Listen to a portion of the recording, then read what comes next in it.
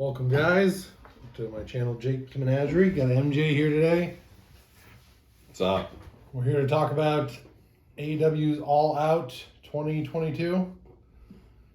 1 year pretty much since Punk came back. Historical. I'm excited. Been a wild couple of weeks. We had the whole Dynamite, was 2 weeks ago now, where Punk versus Moxley, and Moxley creamed him, ran right over him. Unified the titles. And a shocking conclusion to a match that I would have predicted Punk to go over. I would have thought, man, they're just going to put the belt on Punk. I mean, why did they let him keep it this whole time? So that's pretty crazy. He was favored. Punk was favored. So since we're talking about it, I think we might as well get right into Punk and Moxley for the undisputed AEW title. CM Punk all day long. Yeah, I think it's going to be Punk too. But the question is, do you think Punk, how do you think he goes about it? You think he just wins fairly, or? I think he'll win fairly. I think it's going to be a well done match. You got to have time for Moxley to bleed. I mean, there's got to be that time factor in there. Moxley likes to bleed. It's going to take some time. I think it's going to be fair. I think Punk is going to go over fair and square. And I think that's the idea of it is Moxley got to win over Punk. Punk gets to win over Moxley. Moxley wasn't a fan of the interim title to begin with. He hated the word interim. I don't think he liked it from on screen. He made no bones about saying it, either did Steven Regal. But I think behind the scenes, he wanted that win to give him vindication. And I think that Punk takes the belt this Sunday, hands down. I think it's going to be a good match. It's not going to be a squash match like we witnessed on Dynamite. I don't think so. It's going to be the main event, and it's going to be well done. Yeah, I think we get two people like Moxley and Punk going one-on-one. They're going to hit some crazy spots. I think as far as I know, it's going to be normal rules. So I wouldn't imagine anything crazy barbed wire-wise and stuff. But, I mean, with Moxley, you never know. But at the same time, I do think in Chicago, Punk's going to go over clean. I do think there's a chance afterwards. I think it's going to take two GTSs. I don't think it's going to be the first one. Because so far, they've kind of protected the GTS, I'm pretty sure. I don't think anybody on the roster is kicked out of it since he came back. I don't think. And so I think he's going to take two, because that first one's going to be the false finish. And I also think there's a small chance they might wait a couple weeks, but I think MJF might show up at the end. I could see that happening also. And I think this also, just like MJF beat Punk, Punk beat MJF. It's going to be the same thing here. Moxley has a win over Punk now, and he'll have a loss. He's only the second guy in AEW to beat Punk. So I think MJF will come back. That'll be the feud for the next pay-per-view and leading into it. But now you open it up for Moxley to come back down the line and fight Punk again too, because he's only lost to him once. I do think that they might start it off with something along the lines of like Moxley being dominant real quick and make it seem like he's going to get that quick win, and then Punk kind of rallies. Because I feel like in Chicago, no matter what, who knows, but I think that Moxley's going to be the bad guy to the Chicago crowd. Oh, yeah. And that makes sense, too. Punk isn't young anymore. Right. So it makes sense that Moxley can run a lot harder. So it makes more sense to have Punk get beat up a little bit earlier and have him rally. But the crowd is going to... CM Punk is easily the fan favorite. It's in Chicago. I mean, if Punk loses, they might riot, so... I was also thinking if they did want to turn Punk heel, because in his promos, I think he mostly does it to tease it, but there's a lot of stuff, and even outside of the promos, when he lost to Moxley, how he's like looking back as Moxley's celebrating in the crowd, and he looks like distraught. And I think this week when I was listening to him on Dynamite, when he was talking about stuff, he said something like coming back, he thought that his love for the business and the fans would be enough, but maybe it's not enough. And so, like, what does that mean? Maybe he needs something a little more to take care of Moxley. The one thing I do think possibly could happen, although I don't think it will, I think it could be that he could take over the Blackpool Combat Club and they could just screw over Moxley. That could be cool, too. I like Punk being a bad guy. I like Punk being a good guy. I like Punk overall. I like the wrestler that he is. When he was in WWE, when he went heel against John Cena during that time, I really enjoyed that. I think I liked that more than when he was the good guy. So overall, like, Punk turning heel wouldn't be a bad thing, but I don't see it happening yet. Maybe if they do a third match, like I see this being CM Punk winning fair and square, right down the middle. I could see him going heel in the very near future because this sounds so crazy to even say, but I see MJF becoming a face and CM Punk becoming the heel as they progress their storyline. Because MJF, you can build a whole division around the guy. I mean, he's so young, he's so good. Like Piper in Oregon or Punk in Chicago. You know, like you can really build MJF into something big in time. So I think you're going to see in time MJF starting going face. That was the whole pipe bomb thing before he left. It's an attempt to get him in that next spot. And if you look at it, there's a lot of similarities in that because now Punk almost has the feeling like he's become the John Cena to the AEW. Yep. At least. So he's kind of that guy now. And when MJF disappeared a few months back, he came in and delivered that crazy promo talking about how they're spending all this money on the WWE guys, which they are. Yeah. And so they need to start pushing their younger, newer talent. So it's not just like so many other shows like Impact Wrestling when it was TNA, when they're just like, hey, let's bring in those Kurt Angles, the Christians, you know, all the guys from WCW and make them the stars. You need to have that next generation. MJF's got it all. I mean, sometimes he's super annoying and he says some of the worst things in the world, but that's part of what's so good about him is you never know what he's going to do, and he's talented. And especially in the Triple H era of wrestling and Stephanie McMahon era of wrestling, you want to get MJF happy, solid, and starting to put him over more, because if you don't get him happy, you're going to lose him over to WWE. I agree with that. So overall predictions, Punk. Much like my boy Cody. Yeah. Overall, my prediction is Punk all day long. So let's see, what else do we got going on? Well, we got Sting and Darby and Rusev. Sorry. Who's Rusev? It's Rusev Day. Against the Miro. House of Black. Yes. House of Black. Yep. I mean, I know he's the old guy on the team. Sorry, Sting, if you happen to watch this. But I say Team Sting all day long. Team Sting. I kind of hope Team Sting because I like Miro or Rusev or whatever you want to call the guy. Miro Day. I like him a lot, but I almost think that the way they've been pushing the House of Black, I feel like maybe the House of Black wins here and then maybe Miro gets a win later. But I also like Darby a lot and Sting, and it feels like Darby really, since CM Punk came in, really hasn't done a whole lot. He's done a lot more losing than he has winning.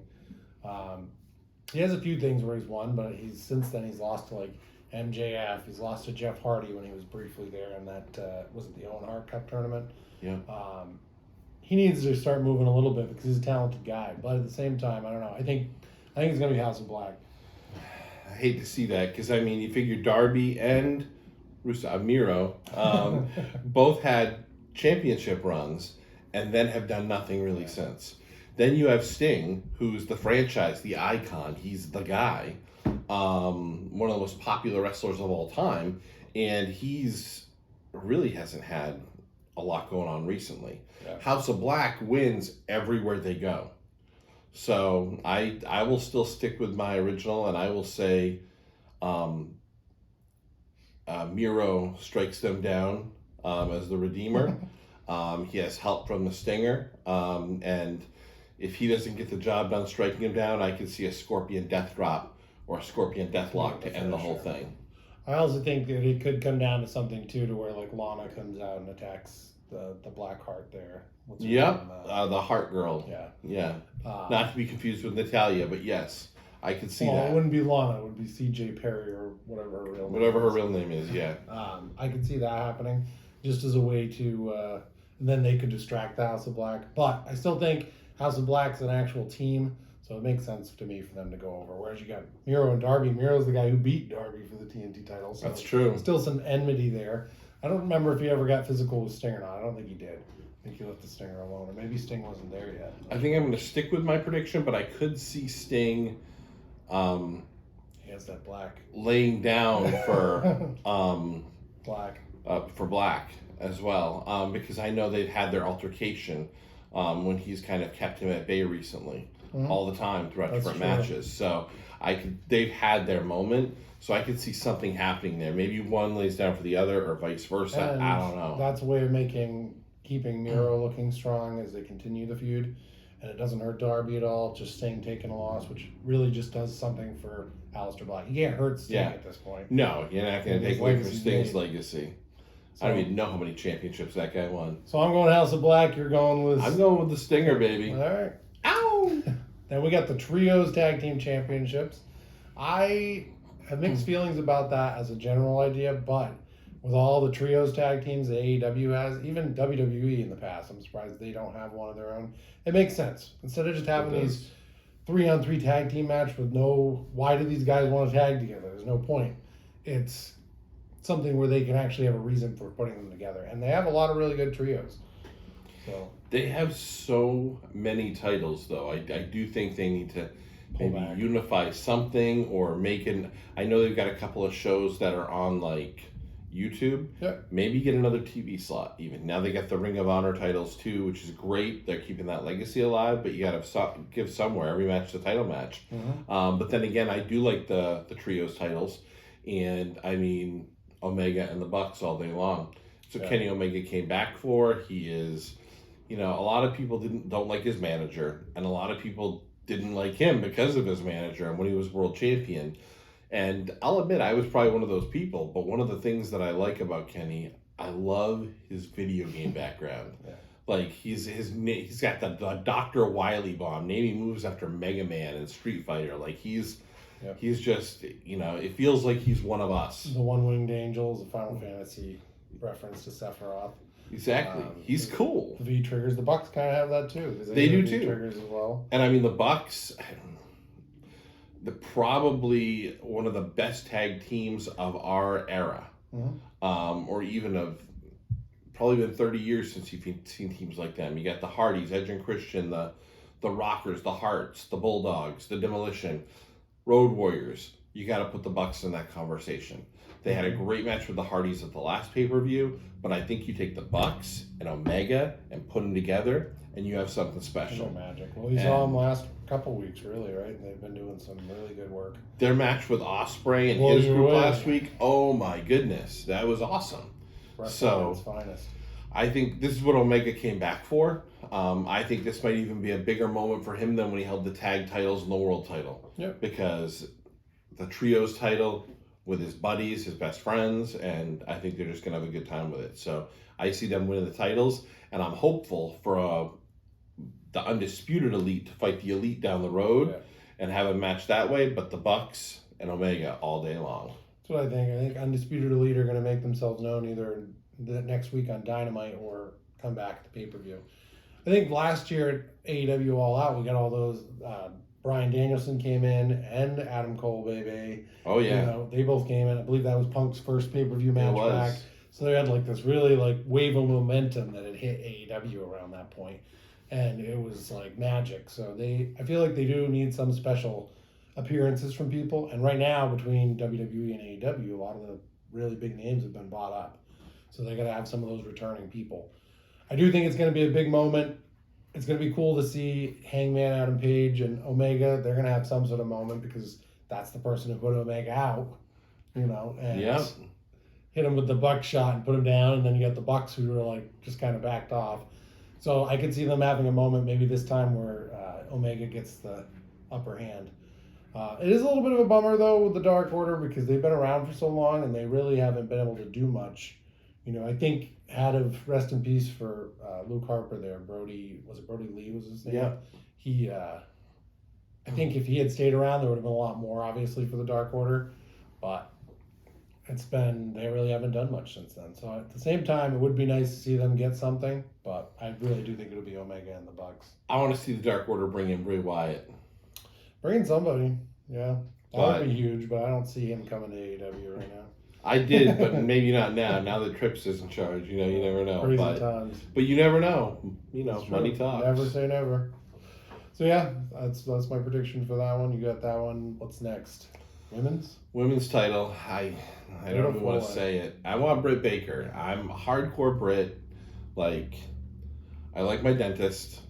But think Tony Storm is going to take it. So do you know what happened with the champ, Thunder Rosa? I know she's injured. There was some sort of backstage altercation. I didn't hear everything about it, but there's something that happened and played into it. It was backstage. I thought it was between Britt and her. And then she got injured and she's not available, so doing the interim thing. I think it's going to be Toni Storm. I think, and she deserves it. I mean, she was kind of not given much in WWE after being in NXT.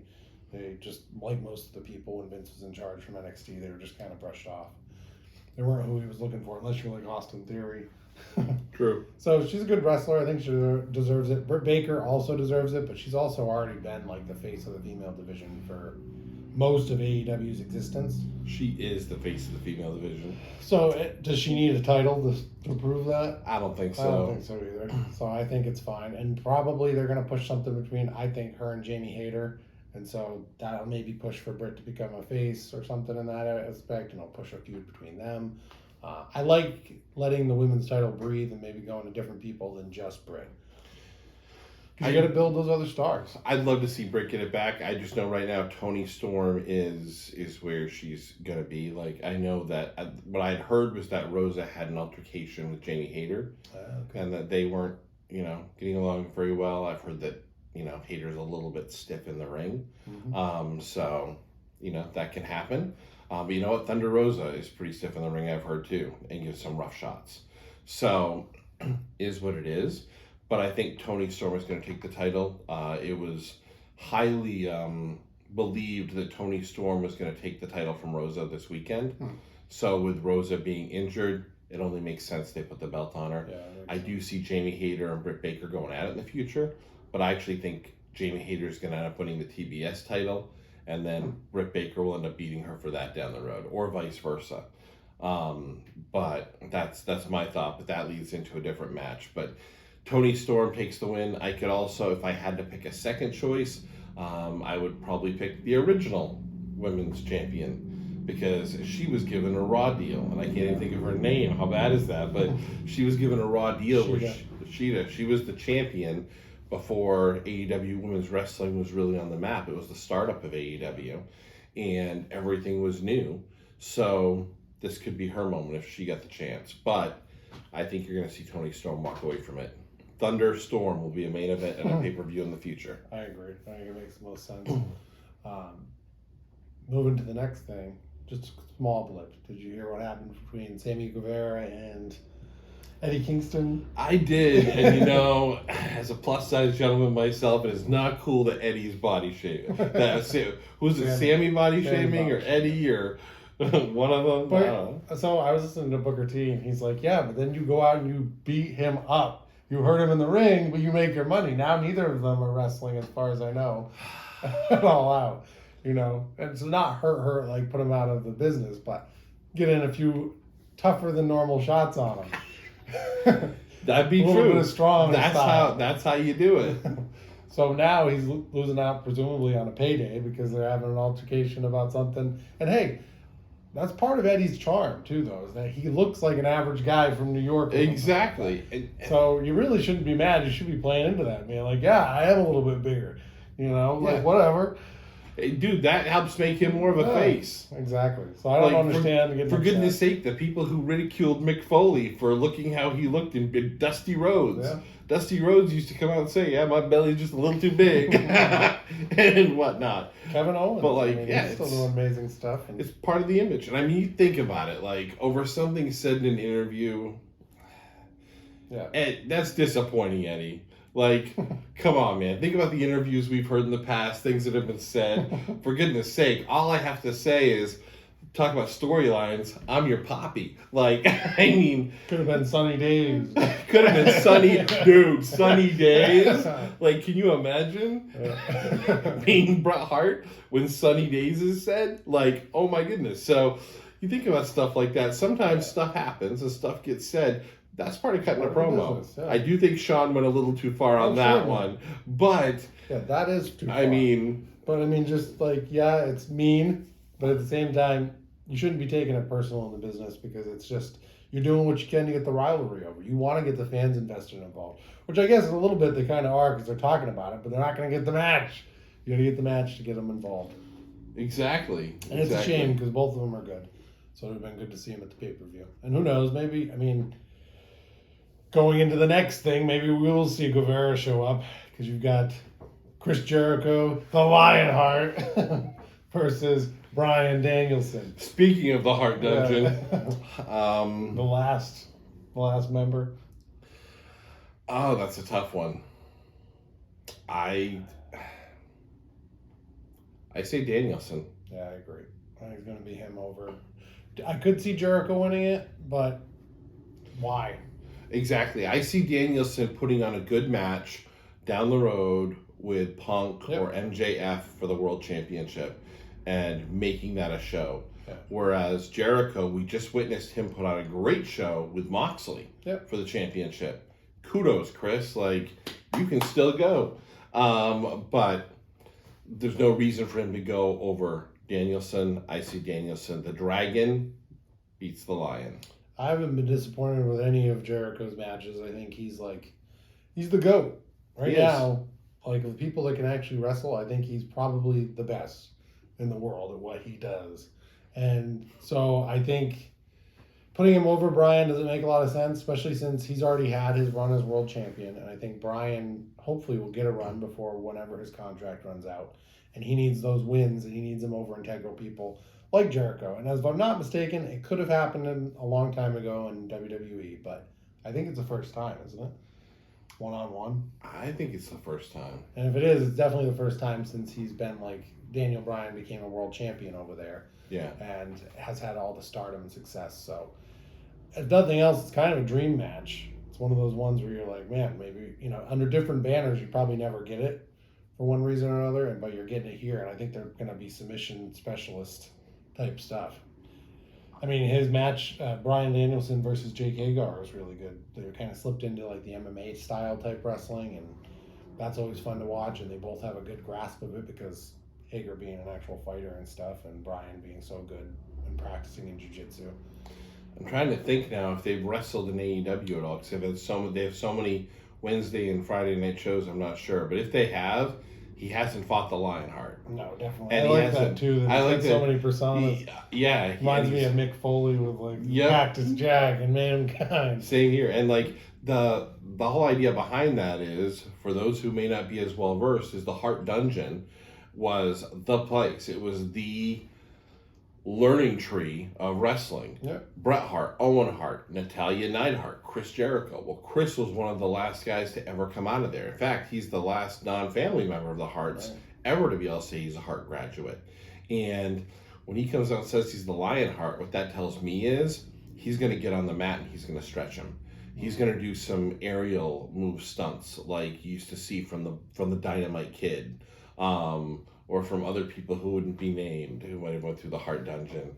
But, you're going to see Chris Jericho get out there, go old school, take him to the mat and stretch him. And I think they're going to put on a clinic. It'll probably be the match of the night. I'll say his name, Chris Benoit. He was a great wrestler, obviously not such a great person, and made bad decisions at the end of his life. By the way, you should go look up Paul Heyman's segment on him outside of wrestling. Alternative, go look that up. It's pretty funny, but don't watch it around children. It's probably one of the best explanations you'll get of that whole situation from somebody in the business. I think that the Hart Dungeon carries that weight of like Harvard. If you go to Harvard University or something, like I went here and I graduated, and so everybody knows what the Hart Dungeon is.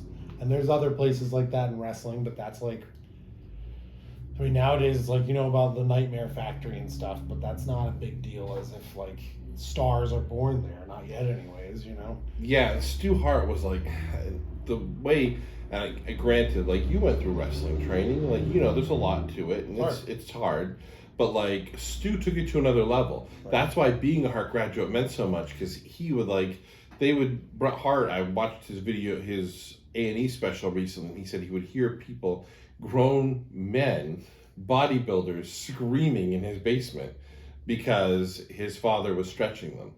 Well, he he would go down there and he would put you through the ranks. Yep. You wanted to be a wrestler and you wanted to go through the dungeon, you were proven. Different times. They wanted to test you out and make sure you really wanted to do it. So we both got Brian on that one, right? Yeah. Who's next? We got Jade Cargill versus Athena for the TBS title.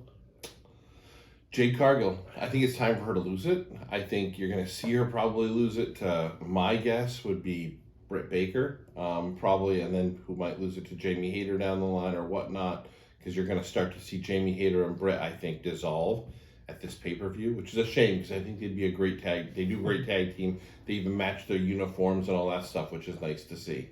Like, they feel unified. They've but got a trio, too. They go for the trio title. I don't know if that would be allowed, but I could see a women's tag team title. Why not? We get so many others, right? But I don't think it's the time for Jade to drop the title. It's the time, but Athena's not the person. I don't know. She's an amazing athlete. She's actually one of my favorites. I like her a lot. I have ever since I saw her start in NXT. But you don't, in my mind, you don't take a person who came over from WWE and NXT who couldn't really cut it in WWE or had that appearance at least for a while and make her the AEW champion and have her stop the streak of your most dominant women's wrestler. Like, Jade Cargill came in with a lot of fanfare with Shaq and Cody and all this, right? Yep. And granted, like, it was more about Shaq and Cody at the time, but it put her in the spotlight. What has she done with it? First TBS champion, an undefeated streak that's been defined as Goldberg-esque. Yep. You don't have her lose the title and her undefeated streak to someone that came from WWE that couldn't land the big one there. Yeah, so I disagree. I think it's time to give Athena a push because they had like Ruby Soho come in and they've had Toni Storm. And I do think Toni Storm's going to get the win, but I also think she's going to, and I think you got to start. They need to build other stars in their division. I think maybe Athena wins it tonight and loses it in a couple weeks. Maybe it's the quick title run, or maybe it goes to the next pay-per-view and they can flop it back to Jade Cargill. So it doesn't completely take away all of her steam. But you need to start building other women because if you want to have exciting people to come up for your next pay-per-views, you got to make them. Like, if DMD wasn't given the spotlight, was she a been a big of a star? I mean, I don't think so. I think you had to give her runs and push her towards the title shot. I think Athena's the same way. I think she's got a lot of potential. I think just because she didn't make it in WWE, it's the same as a lot of people. Like, you can't make excuses all the time for everybody, but sometimes you're not ever really given a shot. And I think everybody in life knows that. Sometimes you got to make your own shots, but sometimes you're never allowed to even get that far. There's a blockade in front of you and you can't get there. I think that's why like Sasha and Naomi kind of got done. And Sasha was a huge star at the time. You know, it's because there's like this perception of looking at things to where they don't give you everything that they have to help make you successful. You know, there was always that stuff back in the day talking about different people, how they wouldn't hold people back. Like if their merch was selling, it would sell, but you'd hear the rumors that somebody like John would get 10,000 t-shirts to sell. Rusev Day would get 1,000, so you couldn't outsell Big Match John. You got to give these people their spotlight. You got to give them a chance to shine. And I think if you give Athena a chance to shine, I think she'll be able to make a lot out of it. And she gets to come out in the next week. She's only the second person to hold the TBS title. And you could maybe even start having them have good matches back and forth. Because Jade Cargill needs somebody. Because so far, most of the people, I know you're saying Britt, and she would be good too, but most of the people should just run over. There's nobody in that lower level, which is what I see the TBS title as, like the women's TNT title almost. Yeah, it is. Essentially, that's basically what it is. It's that second level title in the business, and I think you got to have it bounce around a little bit. I think you're going to see Athena lose. I think you see Jade Cargill take it home. Fair. I think she's gonna win. It'll be interesting. We'll see. Tag titles. We got Swerve. It's got to be Swerve and My Glory, like versus the Scissor the Boys. Scissor Boys. Okay, I know they're trying to breed them into an upcoming tag team. They're popular. Like they say, everybody loves the Acclaim, and now they're out there with B.A. Billy Gunn and old school like the DX of the AEW, and that's great. But they're not ready to be tag team champions. I think it'd be a mistake to put the belts on them. And Swerve and My Glory, I mean, you got Swerve. Whose house? Swerve's house. Swerve came over and he was part of Hit Row. And now he's over here and he's teaming with Keith Lee, who is like a young Mark Henry. Like that guy is, he's I jacked, think he's better than Mark. great wrestler. Wrestling wise. He's agile, like great futures. And a Swerve in My Glory, like I was saying about Brett and Hayter, they kind of match when they come out now. They do it together. They got a tag team name. I think it's cool. I think they're a great tag team. They haven't really fought any real good tag teams to prove themselves against since they won the title, I don't think, and been super dominant. I want to see them win at the pay-per-view, be super dominant against the Acclaimed, and just continue their run. I think they should have at least another pay-per-view or two under their belt as champions. Who else is there out there to really take them on right now, though? The Revival, I know, the FTR. That's true. FTR, and FTR could come out there and unify the belts. But You also- Glory are good guys, aren't they? Not that they won't put good They guys are, against but- good guys, but But that's the beautiful thing in AEW is sometimes you will get good guys against good guys. You got Mox and Punk right now. true. But they still like to do that kind of like good guy. bad guy. They do. 'Cause They wrestling, Acclaimed. I think wrestling's, other than weird instances, wrestling's at its best when you have the villain versus the hero. Absolutely. You had like Warrior versus Hogan. That was like, whoa. Exactly. That was special. But And that's kind of what they're doing with the Acclaimed. If you look at the Acclaimed are fan favorites. Yep. But you can't say Swerve in Our Glory is not a fan favorite. They're a fan favorite team. They're good guys. So I mean, you got the FTR. You got the Bucks. Yeah. The Bucks are a great tag team too. Now, granted, they're probably going to focus more right now on the trios titles, but the Bucks could come back at any time and put on a compelling match, even if just on a Wednesday night, Yep. to try and stir something up and give them a big victory. So a couple ways they could go. I think the Acclaimed, I actually think they're going to win it.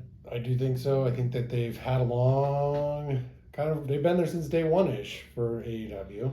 And I think they're going to be like their first, I don't want to say homegrown because they've had some homegrown tag teams, but true tag teams that have stayed together there. I think they win it, and I think Swerve in Our Glory maybe goes on to split up sooner than later and kind of goes after their singles directions, but I could be wrong. That, and they just had their big moment with getting Papa Billy to come join them. Papa Billy. They had the sad moment when the Guns betrayed them, and now they've come back together again. That, and I think that's another thing, is I think the Guns and the W. Morrissey, and I guess Jade Cargill's part of that group too, and the other girls that are part of that group. I think they're gonna have something going on here soon. So I could see them getting a lot of gold back. I could see that happening Because too. Morrissey looked good, man. The Acclaimed just need to be happy about one thing. They need to say a big thank you to the head of the table, Roman Reigns, for putting Cena out to pasture, because that way they were able to steal and use Big John's gimmick. Yeah. Well, we all need to acknowledge Roman. You know what happens if you don't. Just acknowledge him. Goodness. Moving on. Sorry, Tribal Chief. Then you got Christian versus Jungle Boy. Jungle Boy. Jungle Boy. Like, they built this up, like you said, good versus bad, right? Yep. They built it up for a while. Jungle Boy takes the W. And again, you got these young, hungry talent. Jungle Boy's young and hungry. You got to put him over. And Christian's a huge person to put him over. He was one of the only people to beat Omega during his fantastic run last year. He had the TNA or Impact title at the time that he took off of Omega. I do think Christian's been a little underutilized, but this is a perfect moment to have him finish up this feud, or maybe it's just getting started. But take a loss to Jungle Boy.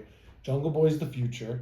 Make him look good, and maybe Jungle Boy's after Wardlow is one of your next TNT champions. Makes sense for me. I can see that. Not much to say there. I think it's going to be good because I think Christian always usually puts on a good match, and same for Jungle Boy. Every match I've seen at their pay-per-views, I've been pretty satisfied with. He's got that cool snare trap finisher. I think he'll probably make Christian tap out. And the other thing to think about too is this all started A year ago. Yeah, back when Jungle Boy eliminated Christian when he came back for that Battle Royal, for that chip. A year in the making. Pretty wild. So that's one thing I like about that, is they have that long-term storytelling, which I think will get better in WWE now. Trips is taking control, but in AEW they've done a really good job since the beginning, that they tell stories and they interweave them. And I do think that maybe the giant dinosaur could play a part. I haven't seen it. I think he could too. But overall, I see Jungle Boy going over. I think so too. What else we got left? We have Wardlow Oh yeah, and the FTR. Lethal and the Motor City Machine Guns. Yeah, it's cool to see the Motor City Machine They're a Guns great tag team. jumping over from TNA over to AEW. Then you got Lethal, and he's coming over from Ring of Honor to AEW. Of course, Ring of Honor is kind of owned by Khan anyway now. Not kind of, it is. But then you have FTR and Wardlow. Like, let's be real. We talked about Jade Cargill being talked about as Goldberg. You'd have to mention Wardlow too. He's just Very unstoppable. I think he even walks out to like some security around him and stuff. I think he does. Like like they better just pack it up. Normally he just does fast little finishes, but I could see him just demolishing all of them for the end of the match. See, he's the reason I'd like to see Punk turn heel, is because he would be the guy I think that puts Punk down. Well, I think he could, and I want to see MJF Punk 3 and see MJF put him down. But if you remember, actually, when they were doing the tournament or whatever to decide the interim AEW World Champion, So, no. Wardlow said, I won't be in it because I'm going to win the title from the champion. Yeah. So when he comes back, I want your title. Which I like that, because he was saying that in response to why he wasn't in the tournament, instead of just giving you no reason. He gave you a good reason. He wanted the real belt. He wanted the champion of champions. Plus, he was just starting off a good run as TNT champion, too. Correct. So when they unify him now, he's good to come out and be like, hey, I want your title. Right. And now, even if Punk were a face and they had that match, that could be what turns Punk heel. Could be. Because Wardlow winning, Ultimate Warrior-esque, takes both the titles, vacates the TNT title, and he's the world champion. Someone else can go win a tournament for the TNT title now. I'm the guy. And then you have someone like a Darby or Miro win the belt. So it gives it that old school rub. You know what I mean? Yeah. That, hey, they were the champion, or Sammy, of course. And then they carry on that belt and go move forward while Rusev takes the helm. So that's why I think Wardlow and FTR, they take that trios match. Easily. And plus, it's another team that they can have going forward. Not the Jay Lethal and the Motor City Machine Guns. We don't know if the Motor City Machine Guns are a one-off or if they're going to be over there consistently in AEW. But FTR and Wardlow make the most sense. This is a bigger game than Lethal and the Guns have usually played. Yeah. And the Guns, they've got a lot of years behind them, too. The FTR have been around a little while, too. Yeah. But the FTR are still pretty young, and they are the team in AEW. Probably the team in the sport, if you really look at it. All of wrestling. Mm-hmm. FTR, and I don't know why they call themselves 7-Star, but if you really look at it, they were NXT, Raw, SmackDown, AEW, Ring of Honor, AAA, and New Japan World Tag Team Champions. They've held 7 different World Tag Team Championships. Right now, 3 of them at the same time. Yeah. So they're kind of like the team overall in wrestling. So easily, and Wardlow, no offense to the Motor City Machine Guns or Lethal, Wardlow could probably beat them all by Right, himself. that's what I'm thinking. He would just go in there, beat them, Power stack bombs, them, wherever pin he them. yeah. So I think that's pretty much an easy call, personally. Of course, we'll go into it and they'll probably lose. Yeah. It will be a squash match, It's probably. usually the easy ones are With Wardlow winning. Yeah. So I think that's a good call for that one. What else we got on the card? Let me see. And actually, just a side note as well, Wardlow and the FTR were calling themselves the Pinnacle for that match. Oh, wow. So I like that too, I do too. if you really think about it. So Back when Wardlow and MJF were feuding, they didn't want to get involved because they actually liked Wardlow. that is They're true. like, we're not going to do that, guys. We like this guy. Casino ladder match. The chip. There's not a lot in there. It's the chip. It's for the. This would Sammy's in there? No, that's a different thing. No. Triple A. And I could see it coming. The casino ladder match. Usually, I could see coming with a surprise. Yeah, I think there is one, but who? Usually, they have the wild That's card. more important. Who's the wild card? Bray Wyatt. I don't know. That's just me They hoping. bring in Aiden. and in English so they can do Miro Day. Actually. He's actually announcing for Impact, so he Oh, probably he could. could just come over. But I don't think he's probably in wrestling shape. If he were, then he'd probably be wrestling for Impact. Could be Samoa Joe or something like that. Could be We haven't Samoa seen him in a Joe. bit. So we haven't seen him in a while. But, usually for those wild cards, they like bringing in a surprise. We saw it with Ruby Soho. We saw it with, Some of was it them, Christian? Some of them haven't been that good. Remember, who was that guy who used to manage Bobby Lashley? He was kind of. Oh, yeah, he was a surprise. He's That's talented, true. but he's not like somebody who made a big impact. That's true. Leo Rush, that's the name, right? I mean, I could see Yuta Wheeler, only because I they've like been him. giving him a lot of press, especially with all the Ring of Honor stuff he's been doing. Yep. Could see it. Don't know. But if I had to pick someone to win that match, and it wasn't the wild card, I'd probably say Wheeler Yuta, only because I don't know what else they're really gonna do. You could put over someone, but Maybe it's Morrissey. Maybe Morrissey comes in because they never said he officially signed. He could be their wild card. I'll tell you that. Take that as a random because I don't know. I think Andrade would be a good person to win, but Claudio would be a good one. There are a lot of good names on there, but Andrade could actually. That would be a good one, actually. Yeah. Andrade could be good. Hey, maybe he Jeff just came off that win. Maybe Jeff Jarrett shows up. Yep. Sorry. Ric Flair. Woo! His daddy. Starks and Powerhouse Hobbs. Ricky And Starks. Hobbs. Oh yeah, I think Starks has to go over there though. They built it well. It's going to be Ricky Starks. He just hit his singles push. Yep. And he has that beautiful end move, the Rochambeau. I think he's gonna hit that on Hobbs.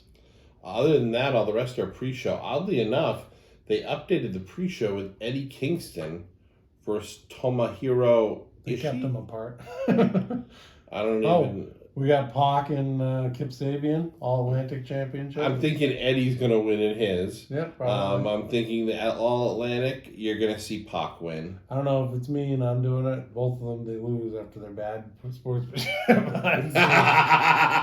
Tay and Guevara, you're losing. Ruby and Kingston, Ortiz are you're going to lose to Tomohiro Ishii. Well, we haven't seen him on AEW a lot. Nope, we're not going to see you there either. Hook and Parker. Hook's going to win. Hook's They're undefeated, just building him. which is good. And mixed tag team is Tay and Sammy against Ruby and Ortiz. And that is for a championship. So that's interesting. I don't know. I think on paper it just makes more sense for Tay and Sammy, but I know, but I want to see Ruby. give her something. Dude, for goodness sake, Ruby Soho That's came right. in from WWE and has done nothing, and it's been a year. Yep, they brought her in as this big sign-in. Well, I This mean, big sign in. she did She have fought Britt Baker. She went all the way to the end. lost, and it was beautiful because they did that, like the ending of The- Owen yep. versus Brett. The Owen Hart tournament, she lost to Britt. She won the Casino Battle Royal, lost to Britt. Yeah. She's just been coming up short all the way around. Why not give her the mixed tag team championship? You know what I mean? And Ortiz, he's another one. He's so accomplished, Yeah. and they have never tossed LAX of Own. Yeah.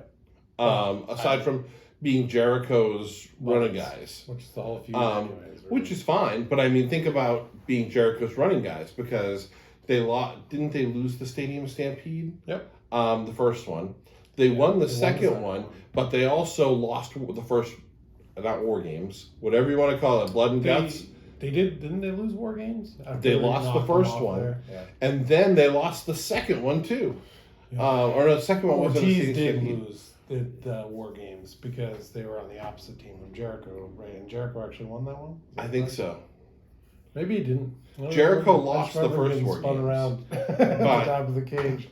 I mean, No, it had to be the Blackpool Yeah, 'cause Combat Claudio- Club must have won. Claudio won the second Yeah, one for yeah. them. So they lost. They were on Claudio's team, so they won that one. So they did win they one. War Games. But It's confusing, but only because of the Blackpool Combat Club. So toss the guy a bone, give them the mixed tag team championship, whatever. something while his brother's out. And at least Ruby Soho could have done something in her AEW career. Yeah. She held back enough in WWE and fired over Liv Morgan, I guess. I don't know. That's what they say on TV. But give her something in AEW after a year. All right, I think that's all of it. That's all. Hey, let us know what you guys think. Like and comment down below. Give us your predictions for AEW's All Out before the pay-per-view tomorrow. And hope you guys are having a great day. Take it easy.